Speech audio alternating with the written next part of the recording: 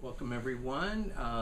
My name is Dr. Kirk Prine, and you don't see them, but you're surrounded by many lovely beings who are participating in tonight's Reiki Clinic and body story work. So in our reflection, we wanted to use it as a time for you to learn something and share something along with this juicy group of people who are probably in a way holding you and you're holding them in the energy of healing for tonight. So that's really the intent of doing this. We've been talking about mindsets in our bodies, not just in our brains. And tonight's word I have used billions of times in our work around body story work, and it's simply welcome.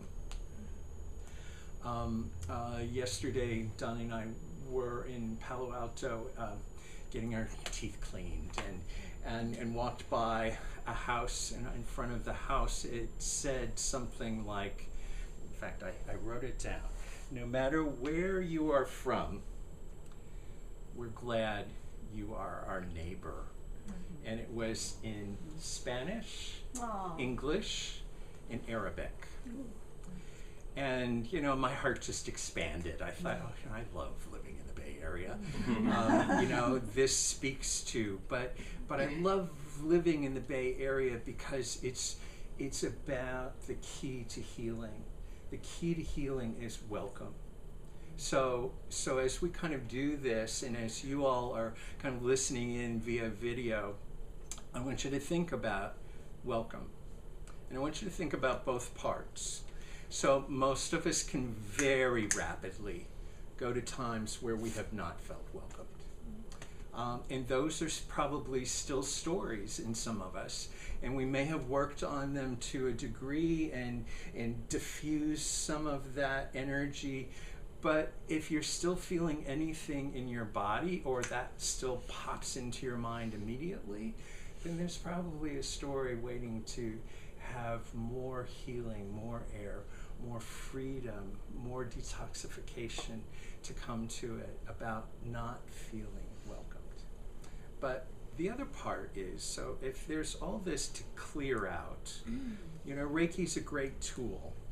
So Hanshaze Shonen, Seiheki, Seiheki, Seiheki. Seiheki is about getting to the stories that need the truth to set us free.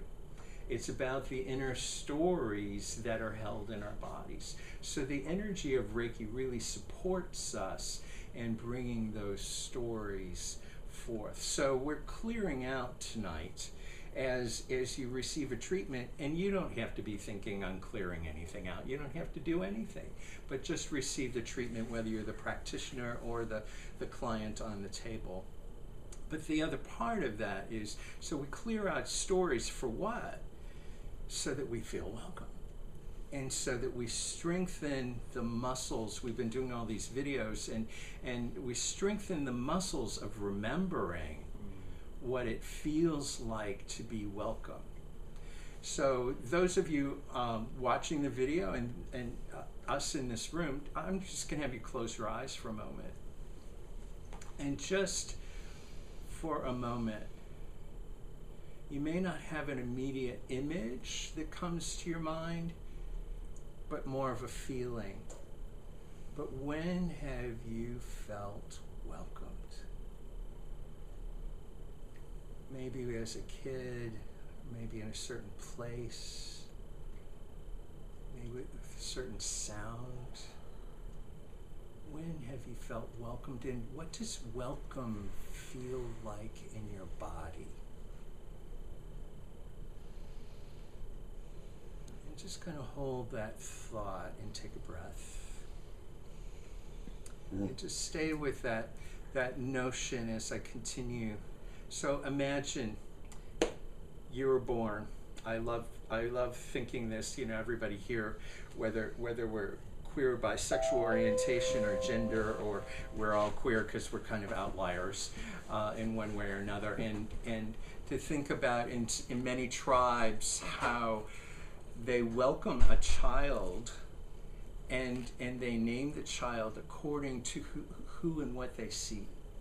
So the Bardash oftentimes are the two-spirit people in the native tribe, but they're seeing right away, this is a Bardash. This is a special gift of the trans person, of the cross-bearer of gender that plays this special role as an oracle in our tribes. What if, when you came out of the womb, you were welcomed like that? You were seen for the specialness of who you really are. And so for most of us, that probably didn't happen.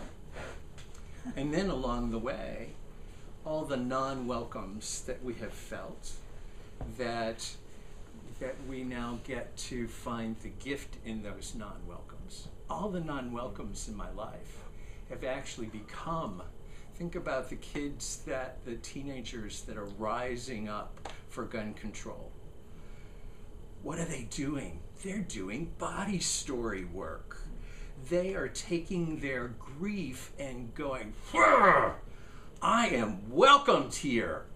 I will not live in a place that does not feel safe to me. So they're taking their grief and putting it into action, political action, through their bodies. Wow, those kids are going to be healthier and probably have less PTSD